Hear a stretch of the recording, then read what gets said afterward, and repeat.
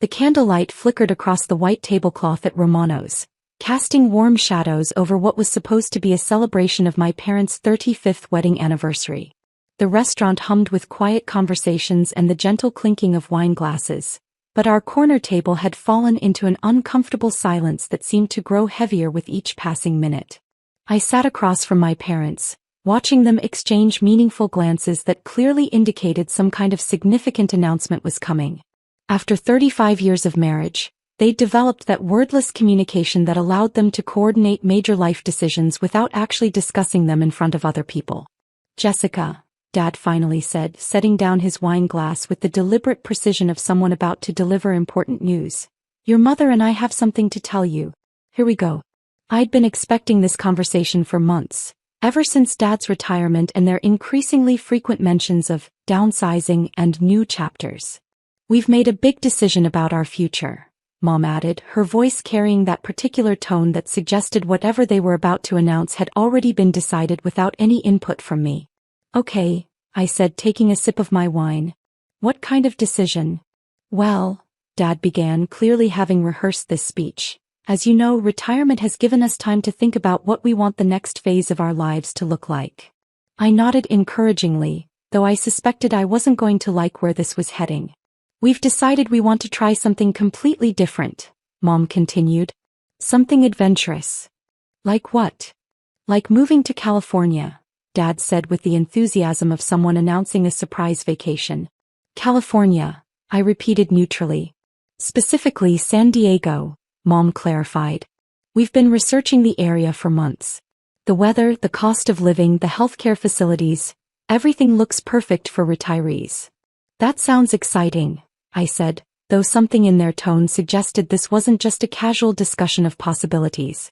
"We're moving to California without you," announced, her voice taking on a strange combination of excitement and defiance. The words hit me like a physical blow, though I tried to keep my expression neutral. Dad added, "The house is already sold."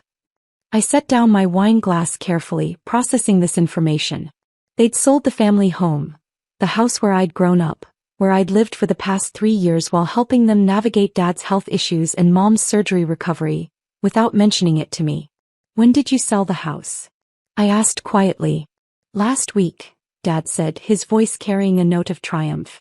"We got an excellent offer from a young family. Well above asking price." "Congratulations," I said, surprised by how calm my voice sounded. "Jessica." Mom's tone shifted to something that sounded almost like an apology. "We know this might seem sudden, but we've been planning this for months. Planning it for months without mentioning it to me. We didn't want to worry you with the details until everything was finalized," Dad explained. "And we wanted to make sure you understood that this is our decision," Mom added, her voice gaining strength. "We're not asking for permission or approval. We're informing you of what we've decided." The distinction was clear. This wasn't a family discussion. This was a parental decree. "I see," I said. "And when are you moving?" "Next month," Dad said. "We've already found a beautiful condo in a retirement community near the beach. Swimming pool, golf course, activities center. Everything we've always dreamed of. It sounds perfect for you, Jessica." Mom's voice carried a strange note of concern. "You seem to be taking this very well." "Should I not be taking it well?" "We thought you might be upset about us moving so far away. About the house being sold." I looked at my parents. These two people who had raised me, supported me through college, welcomed me back home 3 years ago when I told them I needed to figure some things out, and realized they genuinely expected me to be devastated by their announcement. What they didn't know was that I'd been expecting this conversation for months. What they also didn't know was that I'd been preparing for it in ways they couldn't imagine. "Why would I be upset?" I asked. "You're adults making decisions about your own lives. You don't need my permission to pursue your dreams." "Well," Dad seemed slightly deflated by my reasonable response, "we thought you might be concerned about your own living situation." "My living situation?" "Jessica," Mom said gently, "you've been living at home for 3 years. We know this change will require some adjustments on your part." But they were worried about how their dependent 32-year-old daughter would manage without their support. "I'll figure something out," I said simply. "Will you?" Dad's voice carried a note of skepticism. Because frankly, we've been concerned about your lack of direction lately. My lack of direction? Jessica, you moved back home 3 years ago saying you needed time to explore your options, Mom said using air quotes. But as far as we can tell, you spend most of your time on your laptop doing, what exactly? This was the conversation I'd been dreading. For 3 years, my parents had watched me work from home on what they assumed was freelance graphic design or some other creative pursuit that didn't generate substantial income. They'd never asked for details about my work, preferring to assume I was struggling professionally while figuring out my life direction. I work in digital marketing, I said, which was technically true. Digital marketing for whom? Dad pressed. Various clients. Local businesses? Small companies. Different types of companies. Jessica. Mom's voice took on that patient tone reserved for talking to children who weren't being entirely honest. We're not trying to criticize your work. We're just concerned that you don't seem to have stability. What kind of stability? The kind that would allow you to afford your own place for starters, Dad said. You haven't paid rent in 3 years. You don't have a car payment because you drive that old Honda we bought you in college. You don't seem to have health insurance or retirement savings or any of the things that indicate someone is building a sustainable adult life. The irony was thick enough to cut with a knife. What my parents didn't know was that I'd been living at home not because I needed their financial support, but because I'd been quietly managing their financial support. 3 years ago, when Dad's small business had started failing and Mom's medical bills had begun mounting, I'd moved home ostensibly to figure things out, but actually to keep an eye on their deteriorating financial situation. While they thought I was freelancing for small clients, I'd actually been running Aurora Digital Solutions, a marketing automation company that I'd built into a $47 million enterprise. My various clients included Fortune 500 companies, major e-commerce platforms, and government agencies. My personal net worth was approximately $23 million, and I owned property in 4 states. But I'd kept my success private because I'd learned that my parents preferred seeing me as their dependent daughter rather than acknowledging that I might be more financially stable than they were. You're right, I said. I don't have the traditional markers of adult stability. And that's why we're concerned, Mom said. Moving to California is our dream, but we don't want to abandon you if you're not ready to be independent. I appreciate your concern. Jessica. Dad leaned forward, his voice taking on the tone of someone delivering difficult but necessary truth. We love you. But we also think that maybe our moving away will be good for you. Good for me how? It will force you to take responsibility for your own life. To stop depending on us for housing and start building something real for yourself. Something real. A career with actual income. An apartment you pay for yourself. Relationships with people your own age instead of just living with your parents. I see. We're not abandoning you, Mom added quickly. We're encouraging you to grow up. The words stung, though not for the reasons they thought. It wasn't that they were wrong about my need for independence. It was that they were completely wrong about my level of dependence. Well, I said, forcing a smile, I guess this is the perfect opportunity for me to prove I can take care of myself. You're not angry? Dad asked, seeming almost disappointed by my calm response. I'm not angry. I'm proud of you for pursuing your dreams. And you're not worried about your own situation? Mom pressed. I'll manage. Jessica. Dad's voice carried a note of frustration. You seem to be missing the gravity of this situation. In 4 weeks, you'll need to find your own place to live, support yourself entirely, and build an adult life without any family safety net. I smiled and said, have a safe trip. They stared at me, clearly expecting a more dramatic response to having their support system pulled out from under me with 4 weeks' notice. That's it? Mom asked. Have a safe trip? What else would you like me to say? We thought you might ask about visiting arrangements or staying in touch or maybe even express some emotion about this major life change, Dad said. I'm happy for you. You've worked hard your whole lives and you deserve to enjoy your retirement exactly how you want to enjoy it. But what about you? Mom insisted. What about me?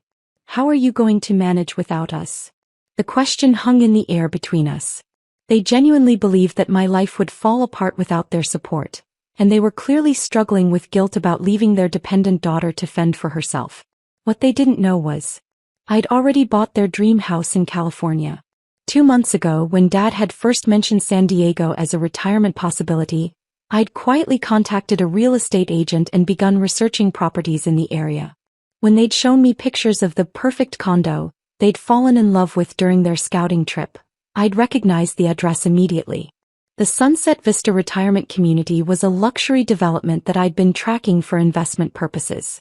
When an oceanfront villa had come on the market, the exact unit my parents had described as their dream home but way out of our price range, I'd purchased it through one of my holding companies.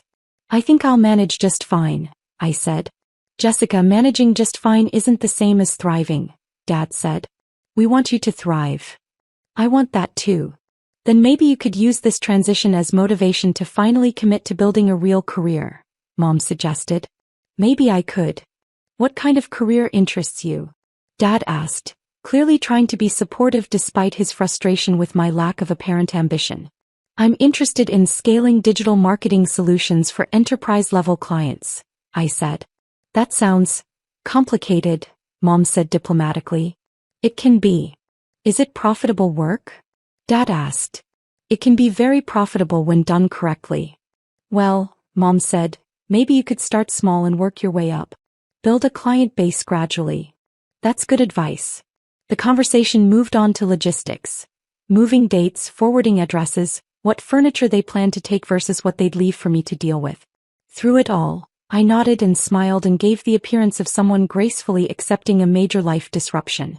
What I was actually doing was calculating timelines and coordinating moving logistics that they couldn't imagine. After dinner, I drove them home to the house that was no longer their house, helped Mom load the dishwasher and kissed them goodnight like any normal evening. Then I went to my room and made 3 phone calls. The first was to my real estate agent in San Diego. "Margaret, it's Jessica. I need you to prepare the Sunset Vista property for immediate occupancy." "Yes, the oceanfront villa. Full furniture package, premium appliances, everything ready for move-in within 2 weeks." The second call was to my executive assistant. "David, I need you to coordinate a relocation package for my parents." "Yes, the full-service option. Moving company, travel arrangements, welcome package at the destination." "No, they don't know I'm arranging it yet." The third call was to my financial advisor. "Patricia, I need you to set up a trust fund for my parents' ongoing expenses in California. Enough to cover property taxes, HOA fees, and living expenses for at least 20 years. Yes, make it look like a retirement community benefit package." For weeks later, I stood in the driveway watching the moving truck pull away with my parents' furniture, headed for San Diego. Mom and Dad were flying out that afternoon, planning to arrive at their condo rental, as they understood it, and spend a few days getting settled before their furniture arrived. "Are you sure you'll be okay?" Mom asked for the 10th time that morning. "I'll be fine. You have our phone number and the address of the retirement community, and the property manager's contact information," Dad said, handing me a piece of paper. "I have everything I need." "And you promise you'll call if you need anything?" "I promise." They hugged me goodbye, climbed into their taxi and headed for the airport to start their new life in California. When they arrived and saw the sold sign, my phone rang at 8:47 p.m. Pacific time. "Jessica." Mom's voice was confused and slightly panicked. "Something's wrong." "What kind of something?" "We're at the retirement community, but there's been some kind of mistake." "What kind of mistake?" "The condo we're supposed to be renting, it has a sold sign in front of it." "That's strange. The property manager is here and she's saying that the unit was purchased by someone else. She says we need to find alternative accommodations." "That's frustrating." "Jessica, we're standing in the parking lot with our suitcases and we have nowhere to go." "Where's the property manager now?" "She's making some phone calls trying to figure out what happened." "Let me talk to her." I could hear Mom explaining to someone that her daughter wanted to speak with them. "Hello, this is Margaret Walsh, property manager for Sunset Vista. Are you the daughter?" "I am." "What seems to be the problem?" "Well, there's been a communication error somewhere. Your parents were expecting to rent Unit 47A, but that unit was sold 2 months ago to a private buyer." "I see. Is there alternative accommodation available?" "That's what I'm trying to arrange. We have a smaller unit available, but it's not oceanfront and doesn't have the same amenities." "What about Unit 47A? Is it occupied?" No, it's not occupied yet. The new owner hasn't moved in.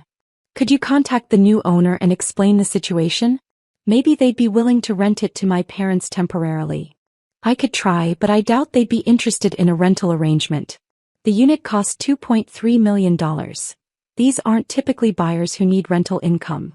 You never know until you ask. Let me try calling them now. I heard Margaret putting the call through, then her voice changing to professional surprise. Ms. Aurora? This is Margaret Walsh at Sunset Vista. Yes, I'm calling about Unit 47A. There's been a communication issue with a couple who were expecting to rent the unit. Morrison, yes. I see. You want me to what? Are you sure? I understand. I'll take care of it immediately. What did they say? I could hear Mom asking in the background. Ms. Morrison, Margaret's voice was now completely different. I've spoken with the owner of Unit 47A, and she's agreed to allow your parents to stay there. That's generous of her. She's actually donating the use of the property to your parents indefinitely. No rent, no fees. She wants them to consider it their permanent home. What? Mom's voice carried clearly through the phone. Let me talk to my mom, I said. Jessica. Mom sounded completely bewildered. The owner of this condo wants to give it to us for free. Permanently. Who does something like that? Maybe someone who believes in helping people achieve their dreams. But we don't even know this person. Why would a stranger give us a $2.3 million condo? Maybe they're not as much of a stranger as you think. What do you mean? Mom, the owner of Unit 47A is Aurora Holdings, which is one of my companies. Silence. One of your companies? Dad's voice joined the conversation. Aurora Digital Solutions owns Aurora Holdings, which owns various real estate properties, including the villa you're standing in front of. Aurora Digital Solutions is your company? Aurora Digital Solutions is my company. I founded it 6 years ago. Current annual revenue is approximately $47 million. $47 million? Mom's voice was barely a whisper. Give or take a few million depending on how you account for international contracts. Jessica, Dad's voice was shaky. Are you telling us you bought our dream house? I'm telling you that when you mentioned San Diego, I researched the area and purchased a property that I thought you'd enjoy. But this place costs over $2 million. Actually, I paid $2.3 million for it. The location and amenities justified the premium. Where did you get $2.3 million? Mom asked. From my business. Aurora Digital Solutions specializes in marketing automation for large corporations. We develop software that helps companies manage customer relationships and optimize their sales processes. But you work from our kitchen table on a laptop. I work from home because it's convenient and because you're there. But my business operates globally. We have offices in 12 countries and over 800 employees. 800 employees? Dad repeated weakly. As of last month. We're expanding rapidly into Asian markets. Jessica, I don't understand. If you own a multi-million-dollar company, why have you been living at home like you can't afford your own place? Because 3 years ago when I moved home, it wasn't because I needed your financial support. It was because you needed mine. What do you mean? Dad, your business was failing. You were behind on the mortgage, behind on Mom's medical bills, and about to lose the house. I moved home to help you avoid bankruptcy. But we never asked for help. You never would have asked for help. You're too proud. So I helped quietly. How? By routing consulting contracts through your business, by making sure your mortgage payments went through, by covering Mom's medical expenses through my insurance company. Your insurance company? Aurora Holdings owns several subsidiary companies, including a small insurance company that I use for family financial management. Jessica, Mom's voice was very small. Have you been supporting us for 3 years? I've been making sure you were financially stable while you thought you were supporting me. But we thought you were struggling. I let you think I was struggling because it preserved your dignity while allowing me to help you. Why didn't you tell us the truth? Because the truth would have hurt your pride and changed our relationship in ways that might not have been good for any of us. And now you're in California living in your dream house, and I can finally stop pretending to be financially dependent on parents who were actually financially dependent on me. The silence stretched across 3 time zones. Jessica, Dad finally said, are we understanding this correctly? You've been running a multi-million-dollar company while living in our house and letting us think you were an unsuccessful adult child. That's an accurate summary. Why? Because I love you and I wanted you to be happy and I wanted you to feel good about yourselves as parents. By letting us feel superior to you? By letting you feel useful to me. Even though it was the other way around. The direction of support doesn't matter. What matters is that we took care of each other. Jessica, Mom said, tears evident in her voice, we've been treating you like a failure for 3 years. You've been treating me like someone you loved who needed guidance. That's not the same thing. But we've been giving you advice about career development and financial responsibility. And I've been listening because I love you and because your advice came from a place of caring, even when it wasn't relevant to my actual situation. This is humbling, Dad said quietly. It doesn't have to be humbling. It can just be clarifying. What do you mean? I mean, now we can have a relationship based on who we actually are instead of who we thought we were. Who are we actually? We're a family of 3 successful adults who love each other and want each other to be happy. And the house? Mom asked. Is yours. Permanently. Consider it a housewarming gift from your daughter who turned out to be more financially stable than you expected. 6 months later, I visited my parents in their San Diego villa. They'd settled into retirement community life with enthusiasm, making friends, joining activities, and generally living the dream they'd imagined for years. Jessica, Dad said as we sat on their oceanfront terrace watching the sunset, I have something to confess. What's that? I've been bragging about you to everyone in the community. You don't need to brag about me. I know I don't need to. Want to. For 3 years, I missed opportunities to be proud of my daughter because I didn't understand what she was actually accomplishing. You were proud of me for different reasons. I was proud of your kindness and your patience with your aging parents. But I should have also been proud of your incredible business achievements. Both kinds of pride are valid. Jessica, Mom added, we've been talking about your living situation. What about it? You're still in that big house all by yourself. We feel guilty about leaving you there alone. Don't feel guilty. I'm actually planning to downsize. To what? I bought a penthouse downtown. Better for business meetings, closer to the airport for travel. How big? Dad asked. 4,000 square feet. 3 bedrooms, home office, roof deck with city views. That sounds lovely. You're both welcome anytime. I set up the guest suite specifically for your visits. We'd like that. And Jessica, Mom said, we want you to know that we understand now. Understand what? Why you lived the way you did. Why you helped us without telling us. Why you let us think we were taking care of you when you were actually taking care of us. Why did I do that? Because you're a better person than we probably deserved. And because love doesn't always look like what we expect it to look like. The greatest victory hadn't been surprising my parents with their dream house. It had been teaching them that success comes in many forms, that love sometimes means accepting help gracefully, and that family relationships work better when they're based on mutual respect rather than assumed dependency. But more than that, we'd learned that sometimes the best surprise isn't showing people how wrong they were about your limitations. Sometimes it's showing them how much you love them despite their misconceptions, and giving them the gift of understanding who you really are when they're ready to see clearly.